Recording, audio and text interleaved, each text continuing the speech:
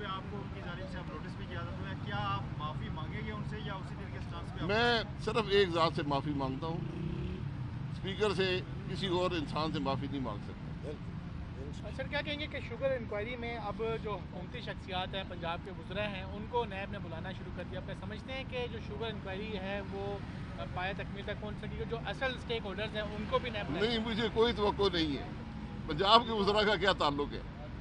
فیصلہ کیا ہے ملک کے وزیر اعظم نے، اس کو بلائیں نا نیب کے اندر، ای سی سی کے چیئرمین کو بلائیں نا نیب کے اندر، ان وزراء کو بلائیں نیب کے اندر جو پاکستان کی 40% چینی کے مالک ہیں، جو یہ فیصلے کرتے ہیں کہ چینی کی قیمت 53 روپے سے بڑھ کر 115 روپے سے اوپر چلی گئی، اور آج اس ملک کے عوام جو ہیں وہ ایک ایک کلو چینی شناختی کارڈ میں ہاتھ میں لے کر ایک ایک کلو چینی خریدنے پر مجبور ہیں۔